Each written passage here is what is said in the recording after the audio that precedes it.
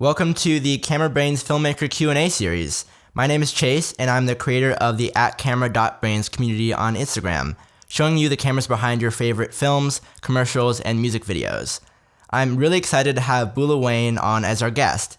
He's a filmmaker currently based in Paris, France, and works on commercials, fashion films, and music videos. So to start us off, let's talk about your origin story. How did you get into the industry, and what's your journey been like? Hey, how you doing, guys? How I started, firstly, I was music producers like for 10 years. And then one day I was in vacation with a friend of mine, and he owned a 550D. And I never tried any DSLR camera before. And then I was in vacation with this guy, and I was like, okay, well, what is this thing? And I just tried to play with this thing, and then after like 1 week of vacation, I was like very fond of this thing. And then I come back to France, and on a music video where I was producing the music, somebody came with a 5D, and I was like a bit pissed off first of all, because I was like, oh, my music video will be shot on a very small camera, and I was a bit pissed off about it because I didn't know what was the 5D Mark II. And then as soon as I see the video coming out, I was just blown away by the quality of the images. Back then there were two types of cameras, like the big cinema cameras, and that's it. I mean, I didn't know about DSLR at the time, so. When I see the music video coming out, I was like blown away, and then I just wanted to have this kind of equipment for myself. And then I just get one camera like this. And then the girlfriend of my buddy I was in vacation with was working for H&M, and they were doing a PR event. And the guy that was supposed to do the video just dropped them last minute. And then she called me like in a hurry to have somebody to film content for their party. And I was like, but I'm not a filmmaker, so what do you want me to do? And I just come to the party to try to help. And then I did my first video for them. It was a shitty video, PR, shitty thing. But then I do once, and then they hire me for another one, and then for another one, and then this is how I started. Wow, so that's awesome. It was kind of a lucky things. I mean, not the lucky things, but I mean, it was like I was not very focused on video at the time, and then it was like I don't know. It was not planned to. It was not part of my plan to become a filmmaker, and then I became filmmaker. More and more, because I do spend more time into filmmaking than making music, and then I became a full-time filmmaker right now. Cool. And in terms of your journey, have you ever taken a class in filmmaking, or how did you learn all the tips and techniques that you exercise today? No, actually, I'm pretty much a DIY guy, so I just started learning things by myself, looking at YouTube channels, and back then there were not a lot of content, not as much as now. There were no Instagram account like yours or like other ones, so I was just chasing here and there some techniques and some filmmaking and photo techniques. And then this is how I started. I mean, I just learned by myself. But I mean, there is strong parallel between music industry and video industry, because it's all about signal treatments. And what I learned into making music is very. There is a lot of common points between music industry. In talking about signal treatment and video. So it helps a lot. Can you talk a bit more about the parallels between the industries? Like, what exactly do you mean? Do you mean like the business side of them, or do you mean the actual, taking the raw audio file and the production and editing and all that stuff? Yeah, a little bit of both. Because talking about business, I was very, very well involved into music industry, so I got very good notions of business. And talking about signal, I mean, this is kind of the same things. I mean, the way you expose a camera is kind of the same thing when you do audio recording with the floor noise. And I mean, there is very strong parallel. For example, being underexposed on a video is the same thing than being not enough amplified on a microphone, for example. And the same thing when your microphone is too loud or too much amplified, it's like clipping the highlights. So this is what I mean by strong connections between those two. Yeah, I have a friend who's a composer, and he thinks that what we do are also very analogous. So he says, like, I work with audio waveforms, you work with visual waveforms. It's all kind of a waveform, which is interesting. Interesting way to think about it. So let's transition a bit more further down to your career. What was your first big break moment, or did you have one? Was there a job that was just put you at a higher level than you ever were before? I would say I was doing making of for a big commercial, and a big commercial in France featuring Omar Sy. I don't know if you know Omar Sy, which is and there were Cristiano Ronaldo as well.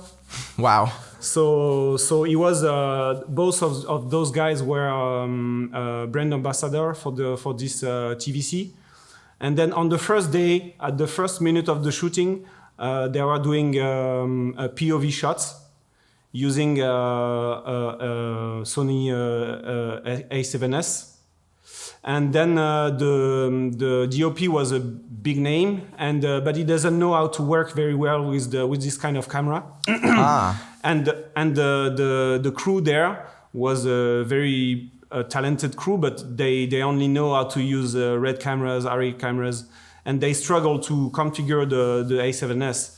And after seeing them struggling for 7 or 10 minutes, they didn't manage to get the proper camera exposure and stuff. I mean, they struggle with the compression and stuff, and the S-Log2, S-Log3, H264, H265 and stuff.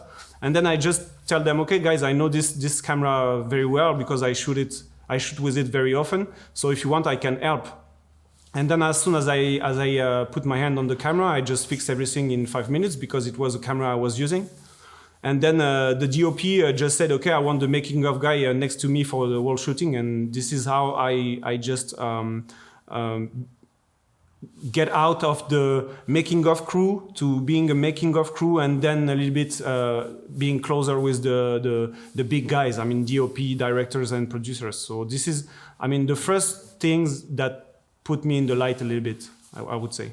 Oh, that's interesting. So you were on the behind the scenes crew, and then you helped them so well that they were like, oh, I want you on more jobs. And so on those future jobs, what were you doing? How did you rise in the ranks from that moment? Actually, on this job, I helped them. I helped them to succeed on the kind of shots that they don't used to do because they don't use this kind of equipment.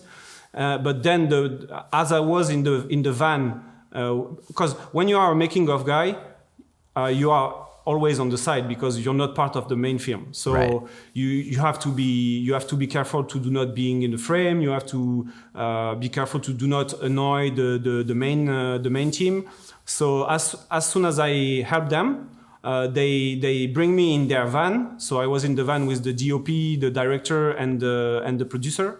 And then when we came back to Paris, because the shoot was in Barcelona, I did the making of. They liked it, and then the producer who were producing the commercial just asked me to have a meeting with me in the office, and then we talk about what I liked to shoot and stuff. So I did during the summer I did a personal project around surfing and skateboarding. And then I just bring him the final film, and he liked it, and then we start working together. So once again, it was like not luck, but I mean I was there at the good moment, and I did the good things at the good moment. So that's why, and this is how I get connected with those people. Because before that I was alone knowing nobody in the film business. I was doing only PR events, standalone things, very small crew. Most of the time, only me and a friend. So yeah, this is how I started being connected with the good people to get a good project. Awesome. And so once you were connected with that producer, what was the biggest, like your first biggest job as a DP on a bigger set? Actually, I never went to a job as a DP only. I mean, most of the time, as I was a one-man band crew operator, most of the time I was doing directing and DPing at the same time. And my first big job with them was a Lancaster job with a Chinese brand. They were shooting in Paris, and they built a giant plane on the next to the Eiffel Tower. And this is the first big job I get with this connection with this guy from the production company. Oh, amazing. And yeah, did that immediately kind of lead to jobs on the same level? Or once you did that big job, were you doing big jobs all the time? Or did you kind of go back into the smaller jobs and then a bigger job came up later on? No, actually, most of my job, I do have the clients in the direct relationships. I would say during a year, for example, a common year, I will do like probably on 10 jobs, I will do like 2 or 3 jobs with a production company, and the 7 other jobs I do it directly with my clients. Got it. And at this point, what are you shooting with? At this point, I was shooting with a 5D Mark IV. Oh, got it. Okay, cool. So it's pretty recent. I'm not a young boy, but I mean I'm in this business for only 5 years. So I was shooting first with a 5D Mark III, that I bought. Then I switched to a 5D Mark IV, and then yeah, all my gigs was doing all the making of stuff and all the PR stuff I was doing. And even the little music video I was doing for friends was with the 5D Mark IV and Canon lenses. Cool. And so between those big jobs and the smaller jobs, how do you balance the work between them, just on the base level to make a living at it, but also how did you see the difference in creativity? Were you able to be more creative when you were doing the small jobs, or were you able to be more creative when you're doing the big jobs because you have more access to personnel and budget? It depends, because on the smaller job I do, as I told you, it was not very interesting jobs. I mean, it was most of the time PR jobs, so shooting parties, for example, I don't know, a perfume release party, stuff like this. So you have to be creative, but without controlling any aspects of the video, because the set is there is people everywhere, so you have to deal with what happens on the location. So probably for me it helps a lot for the rest of the jobs I do, for the more set up jobs, because I learned this business in making everything myself, from shooting to editing to color grading. And then when you cannot control the environment where you shoot, you have to be smart and to be creative with things that you don't control. You don't control the light, you don't control the people placement, and so it learns you it learns you to be reactive and smart, I would say. And moving on to 2021, I'm curious, we talked a bit about your come up and the big productions and the smaller productions. In 2021, what have been the biggest productions and the smallest productions? And can you give us an idea of just sort of a budget range to orient our talk about this? Yeah, I would say smaller production will be, talking about budget, will be like very, very, very, very little budget. For example, I don't know, I shoot a music video for friends for 200 euros, so almost no money. And I shoot a whole campaign for a bag brand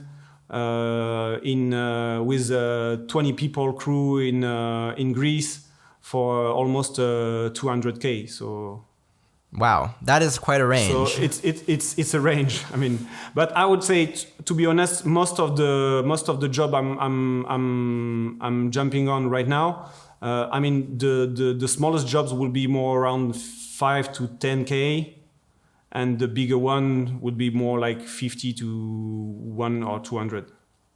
And so it's even in this condition, it's a wide range. I still do very small jobs. Cool. And the 5 to 10, I just want to talk real quick about the 5 to 10K range. You mentioned the big set with 20 people. How many people are usually on those 5 to 10K sets? Not a lot. I mean, this is still guerrilla production kind of shots.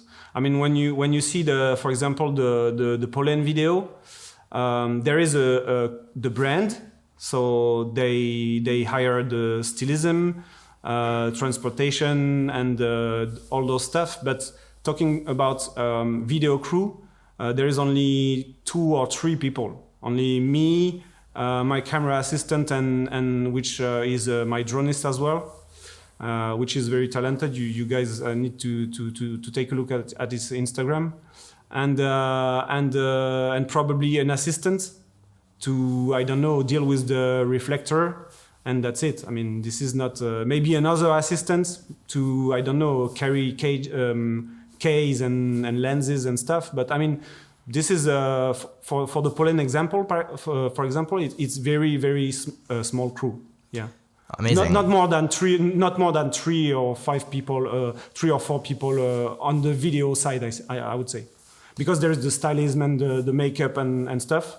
But on the video crew, this is only like me as a DP and director, and my camera assistant to do the focus, and another assistant to do reflecting or bounce or stuff like this, or diffusion. Amazing. And just for the people who don't know, the Pollen series of videos, you have to check it out on his profile. He's at Boula Wayne. And the videos are, I mean, I think they're amazing. So what they are is, thank you. You'll be in some exotic locations. You've done some in Greece. You've done, some in what looks like the Highlands of like Scotland or something like that. We can get into the details. Yeah, island. Yeah. And basically the framework of it is there'll be 1 or 2 models, and they'll be making these kind of epic poses in the middle of these beautiful landscapes. There'll be those wide shots, and then there'll be an FPV drone shot to show them in their environment, and then there will also be close-ups of the bag itself. Sure. And I'd love to talk a bit more about how your relationship with Pollen started. It seems like you started working with them in around 2019, and I'm curious how you started to work with them and how you grew this relationship, which you're producing amazing content. It seems like they're paying for a lot of the stuff that goes into it. And can you walk us through that process of how you met and how you fostered this relationship with an up-and-coming brand? Yeah. Actually, Pollen got a very, very nice progression for the last 5 years, because they started like being only 3 people and doing like one bag to a test bag, I would say. I don't know the name in English, but and then they know some friend of mine, and they wanted to do pack shot of their bags, and so I came to my friend's studio to help them doing their first pack shot, and then after that I didn't have no news about Pollen for like maybe 2 years, and then they started growing up. And then 2 years after that, they remembered that I was doing a video, so they contact me, but we never worked together. So they do like a 1-day test where they hire me and my friend Oliver, where I'm in the studio here, and they hire another video crew. So there were 1 day with my crew, only 2 people, me and my friend Oliver, and another crew for the other day. And at the end of those 2 days, we both crew just dropped the video, and they keep the crew that make the better video, and I was fortunate it was my crew. So since then, I work with them, and this is how I get the job, actually, by being in competition with another team. Wow, that's very interesting for 2 reasons. One is a lot of times, like I think a lot of people have this experience where they'll work with a brand and they won't hear anything for a long time, but it can come back, when you're ready for it. So it seems like you're ready to really make that leap. And I also want to ask a question about the technical aspect of that video. When you filmed that test video, what were you filming it on? I was filming with a 5D Mark IV, but like maybe 2-3 months after that, I get my first RED camera, so which was a Gemini 5K, and then for the first 2 or 3 jobs we did with Poland, it was with 5D Mark IV again. And then I just tell them, okay, guys, we really need to level up because I love the location we are shooting in. I love the stylings, which is very strong, which is one of their strongest element in this brand. And then as I get my Gemini camera, I just tell them, okay, guys, let's do the big things and let's bring the Gemini in, and you will feel the difference in talking about quality.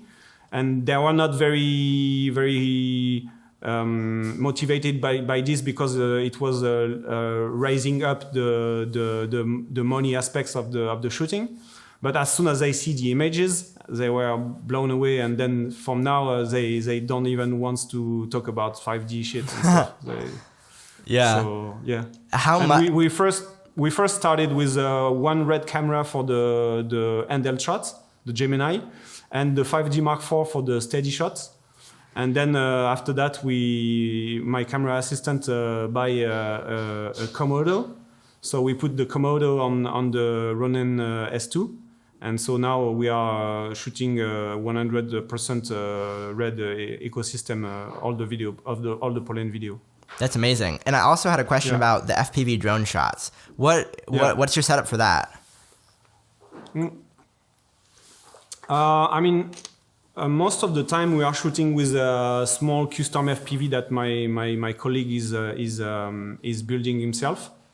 We put GoPro on, but since the last production we shoot with a bigger one called the Sicario, and then we put a Komodo on. So we are definitely 100% RED ecosystem on those videos as well. So we have the Gemini for the handheld shots and the slow motion shots.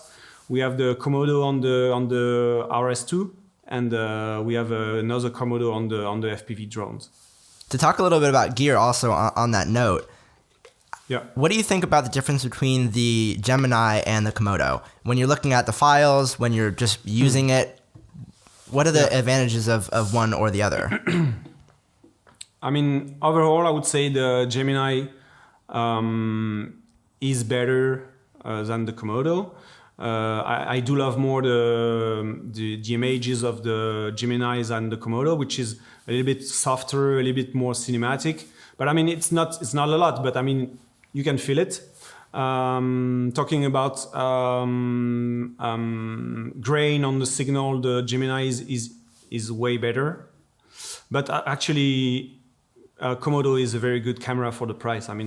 If back then, if I had the chance to get a Komodo, I would probably get this between the Mark IV and the Gemini, because buying a Gemini is kind of a big budget for a young filmmaker starting in the business. That's true. Because you buy the camera, then you buy the mini mag, which is very expensive. The cable are expensive too. All the RED ecosystem is very expensive, so you have to spend like 20 to 30K to get ready to roll. And with the Komodo, it's more around 10, 12, so it's way cheaper. I want to talk a little bit about.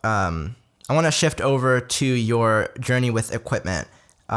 So you've shot on the 5D Mark II, Mark III, Mark IV. I've also seen, I scrolled back on your Instagram a while, so I saw some Blackmagic cinema cameras. You seem to have bought all the GoPros. I've seen the Phantom slow motion camera, RED cameras. And I'm curious how it feels shooting on RED compared to those other cameras. And also, I want to get some insight into how you made the leap to buy RED, because that, like you said just a minute ago, that is a huge investment. So how did you swing that, and how did you kind of progress between those stages? Actually, I just buy my first red camera because I can feel that sometimes I miss jobs because I was shooting on 5D Mark IV, and sometimes people are just hire me and they rented the red cameras, but I mean it will impact my the budget I will get. So I started thinking about buying a red camera because my clients were more and more important, and so I just decided to do the jump because I was feeling that it was the good moment, and actually it was, because as soon as I get my camera, I get more jobs, I get more, I succeed to convince my client to put more money on the table because I was coming with a red camera. And for the production companies, I mean, being a DP and coming on set with a 5D Mark IV is not an option. I mean, it depends on the client you have, but I mean, I was shooting a lot of fashion things and a lot of perfume things as well. So you cannot come on a big set with a 2K camera. I mean, you can. I mean, the camera is not everything, but I mean, the clients pay for hype a little bit as well. So they wanted to see big toys on set. Yeah, it's interesting because it seems like so many filmmakers have a different perspective on this. Some people say, well, clients don't know what red is, but I guess it seems like it depends on who the client is. So if you're working with the production company, they know. It sounds like when you're working with Polen, they didn't really know, but once they saw it was the proof of the image that convinced them. Yeah. I mean, on my client sides, it was not a big deal because as you said, they don't know what is good and what isn't. But on the bigger production I was working on, especially with big production companies, they really do care about this. They would not hire a DP who own a 5D Mark IV. I mean, they can rent cameras, but I mean, on smaller part of the budget I get with those production company, I was doing like the very low level budget they got. They wanted to have a one-man crew able to come with his camera, with his lenses, and so yeah, on this kind of jobs, it helps me a lot because they can hire me and my camera, and they don't have to take care about renting equipments and stuff. So I was a standalone guys, but with a red camera, so it helps a little bit on this way. And are you of the opinion, like some people are, that your cameras pay themselves off with your job, so your jobs pay the camera off? Do you look at it that way in terms of making the investment to purchase a camera, or do you want to have all the money for the camera up front and not think about it paying itself off with jobs, or do you think of it that way? Actually, I buy the camera because I got the money, because I was working a lot. I always worked a lot. But so I get it cash. I didn't need to go to see the bank and get it. But I mean, I'm an instinctive guy, so I feel that buying this kind of equipment will bring me bigger and bigger jobs, and it actually works. But I mean, having a red camera won't make you a good filmmaker. So I feel that I was good enough to get this kind of equipment, and it will level up my business. But I mean, if you are just starting and can have this equipment from scratch, it's good for you. But I mean, a red camera won't make you better filmmaker. I mean, you will have more beautiful images from scratch. But if you suck, you suck, even with the red camera. So yeah. I mean, I'm not the kind of guy that are doing too much plan. I mean, I was like, I want this camera because I love this kind of color science and the kind of things I can do with it. I can afford it. I got more and more clients, so let's go. I mean, if you are not ready to invest into yourself, especially when you run your own company like me, I mean, nobody will do it for you. So this is it was the X factor that makes me decided to invest into this kind of equipment. For sure, that's true. And in terms of the budgets before you own the Red and after you own the Red, before you own the Red, you're working a lot, which is great. Were the productions more like in the a few $1,000 range, and then after you own the Red, did they increase substantially, or can you give us an idea of your budget journey? At the beginning, not really at the beginning, because I was in the low level of the big productions. So production are always looking to cut the cost. But as soon as I do good stuff, my rates level up as well. So this is not actually, it's difficult to say you will get more money if you have an expensive camera, for sure. Because you won't sell you $100 a day with a Red camera. I mean, it doesn't make sense. But this is not the only things you have to put the production value on. I mean, the more production value you have to put is the creativity and being effective. I mean, for example, I never missed a shot. For example, I never missed a project. For example, it never happens that I did not deliver a project I was hired for. So this is more like being reliable to your clients, because when you level up, I first thought that being cheaper is a good way to enter into a new type of production, which is wrong, because most of the time when you are on big budget production, they don't care to pay you 1,000 or 2 or 3 or 5 because they have budget for it. But what you have to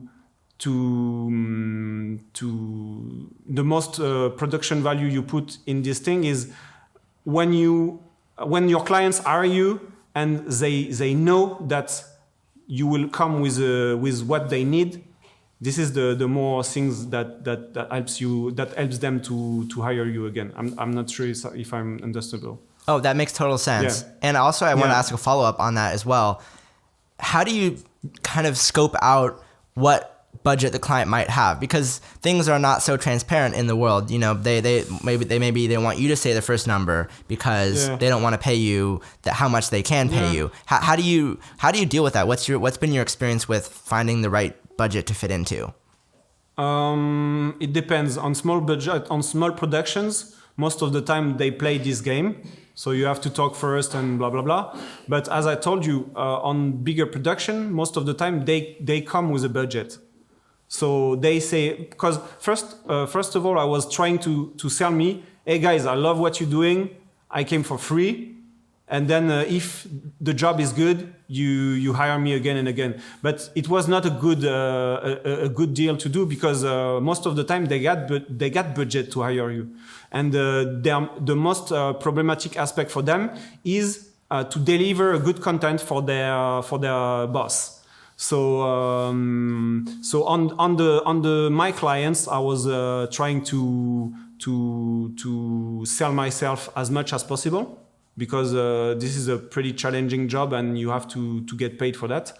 And on the bigger production type of things, most of the time they come with a budget, so it's way easier. And you are allowed to say yes, I'm jumping on this job, or no, it's too less for me. I mean, it's not enough for me. Yeah. So you wouldn't recommend. So you're saying you wouldn't really recommend doing shoots for free, like a first shoot for free, because they do have the budget there, or it's a bit tough. I guess.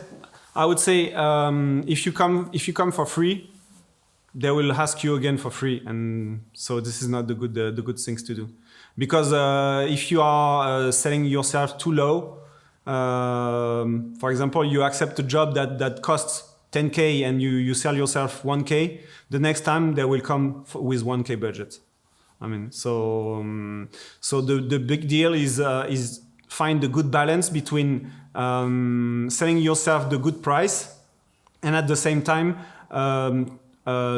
being able to evaluate what the clients are are putting in this production. I mean, what they are used to accept to put in this production, and this is business. I mean, you can explain this thing very well. I mean, it's just a feeling. For example, if somebody come to me and they pitch me something, and I say, okay, those guys are probably, I would say that they would probably put 5K on it. I just send them an invoice with 5K, and as soon as they give me a feedback, we just talk together to maybe do a little bit less or a little bit more. But it depends on what they are asking, for sure. Nobody will ask you a job with a techno crane with 5K. I mean, it doesn't make any sense. As soon as you know that there will be, like, I don't know, 10 people on set, 10 talents on set, and 20 technicians, you won't sell you for 3K, for example. You know it because you can. It's being. I mean, the most important thing is being able to project yourself into what clients are talking to you, and evaluate the good value they wanted to put in. Yeah, so you just kind of get a feeling out of it after a while, and I want to transition a little bit to talk about when you believe you should invest in your own projects past what the client might have. We were talking a little bit about over DM about the music video you shot that we featured on Camera Brains. Yeah. And you mentioned that you would put some of your personal money into leveling up that project. Can you talk a little bit about when you choose to do that and why? Yeah, this is probably the project that makes my business leveling up the most. Oh wow! Because I was shooting a video for this brand Galeries Lafayette, which is a very, very famous brand in France. Big.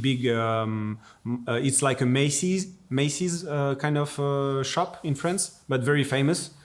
And we came out with this good location, which I loved. And I was able to choose the models. I was able to work with the creative agency. And so I was writing down the film, and then I know what budget I have on this one. And then I just feel it was the moment to level up. So I just contact a robot, Cinemotion robot company. And then I just decide to put 5K on the table from my own money to level up the film. And it works. It works because after that, when I release the film, a lot of other production companies just call me and they hire me for other bigger jobs. So it was, I mean, actually it was a little bit of gamble because I never used this kind of technology. But it pays off because after that, a lot of people that not even answering to my call was calling me and sending me DM after this film. So yeah, it was the money. I mean, yeah, it was. I mean, a very impressive video. If you put 5K on the table and then you get 10 job at 10K, you earning money. I mean, that's true. It's exactly the same process when I bought my red camera. I was feeling it was the good moment to level up. So I just put the money on the table and it works. So yeah, I was fortunate about this. That's awesome. Because the project, I feel that the project worth it. Yeah, because there was a lot of talent on that set, and it was an amazing location, and the robot shots really made it special. And so on that project, did you break even at the end of the day? Was the 5K coming out of like what you got for it, or did you were you spending more than you got for the actual production? No, I don't even break even because I don't pay myself. I don't pay myself, and I put 5K more on the table. So I was like, I was missing 5K at the end of the project because I pay everybody, but I didn't pay myself, and I put 5K on the table. So no, I don't break even. I was like minus 5K at the end of the project, but it worth it because after that I get a lot of jobs. So yeah, so it seems like people have this idea that big brands like Galeries Lafayette always have these big budgets, but would you say that's not always been your experience? Like with this, they don't always have the budget to cover everything? No, they don't. Actually, when we were on shoot, the client told us, usually when we shoot this kind of content, people don't bring all this kind of equipment on set. And I say, yeah, they don't, because you don't pay for it. I put 5K on my own money on it. And they say, oh, yeah, really? They don't even believe it. But yes, wow, it was the case. Most of the time, they don't have big budget. So why do you think that is? Is it just they don't want to pay for it, or they don't really care about their quality like that? I mean, there is always different levels of projects. I mean, when you go on big production things, you have the low level, mid level, and high level. And I was working between the low and the mid level. So when you are working on this type of projects, they don't always come with a ton of money to direct things and make the projects alive.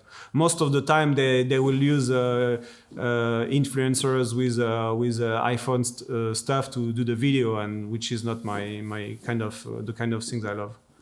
Yeah, so, and on that note, how do you make your pitch in terms of companies are more and more wanting this kind of user-generated iPhone content? How do you convince people, or do you have to convince people that they should shoot on Red because the production value is really cool when it's ultimately going to be shown on a small screen on a smartphone? I don't convince them. I mean, I just do it. I mean, I don't let them the choice because they don't know. So when I jump on a project, I got a budget, and with this budget, I do what I want. So this is my way to do. I just decide for the crew members I hire. Most of the time, I produce the film as well. So they don't have the choice. Not in a bossy way, but I do the things I want. When I'm producing and directing a film, I do it the way I want. So. And I guess they already have the mindset of they want that kind of thing. And if they don't have money to do it, most of the time I do the film for me first. So if I want to put the money on the table and bring the red, and they don't have any budget to do it, if I think that this is relevant, I will do it, because I do the film for me first, and then for the client wills. This is how great. I think. I mean, yeah, it's kind of like preserving your own creativity in that way. Yeah, you're not just doing it for corporate. And actually, you do the film for the clients, but in a very selfish way of thinking.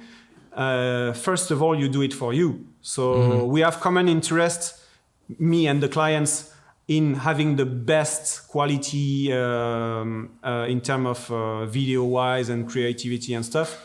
But I always think more about delivering very good content, because it will help me to level up. And then I know that with this level of quality, it will fit my client's will. This is more the way I think. That's why amazing. I say sometimes people are asking me for advices, and I say the bigger advices I can give is always do the best, and it will one day you will have feedbacks from these investments. Yeah, it's not because people are coming with small budget that you don't have to try to do the best, because this job will bring you another one and another one and another one, and the bigger if you deliver a very good quality stuff, somebody will see it, and you will get a bigger budget, and this is my way of thinking. That's amazing. Yeah, I love that, and I feel the same way. And you talk about leveling up. Where is that point in your career that you want to get to? Is your goal to shoot a feature or short film, or do you always want to stay in the commercial music video world? What are your long-term goals in the industry? I would say for now, I'm not very interested into feature, because this is not what I'm more fond of. I would say I will see me better as a crafter than a feature guy. So my main goal for the 2, 3, 5 years coming is more like leveling up by doing big TVC commercial, or big, I don't know, fashion runaway kind of new shooting they do with the COVID thing. Now the fashion shoot are more looking like film than before. Before it was like old school television kind of shooting, and now it's more like there is storytelling, there is big camera movements, and yeah, I'm more focused on crafting images than 100% storytelling in a feature way. That's cool. I'm glad to hear that. But my dream shoot will be like I don't know, a Nike TVC commercial, or a big phone commercial, or this is what I like the most. Yeah, because that would be this super is cool. Talking about techniques, I'm a very geeky guy, and talking about techniques, this is where there are the most innovative techniques involved, and this is what interesting me the most. Yeah, and I love also bringing the world of cinema to the ad world. I think people need more of that. You know, I think creating art while, you know, helping the commercial sector is a really great pursuit. Also, I want to ask a bit, I just want to return to gear for a second. Do you think that, you know, there's all these cameras coming out, and all the filmmaking channels talk about, oh, the new Red, the new this, the new Sony, the new, etc. Do you get caught up in that at all? Do you have your eyes on the newest Red camera, or are you happy with what you have for the long run? Yeah, I mean, I'm very sensible I'm very sensitive into this kind of marketing for sure, because as a geek, I always wanted to be aware of what is new lenses, new camera, new I don't know, equipments, new Steadicam and stuff. But to be honest, I have more than enough equipment I own to be happy with that. So for now, I got Red camera, Gemini, Komodo, cinema lenses, Teradek, follow focus, everything I need to do like a small production on my own. And when I need bigger equipment, I just rent it through a production company. So now I'm okay with what I have. Maybe I would switch the Gemini one day for another one, or maybe an Alexa, or maybe a Raptor, or maybe something like this. But for now, I'm very happy with what I have. So that's great.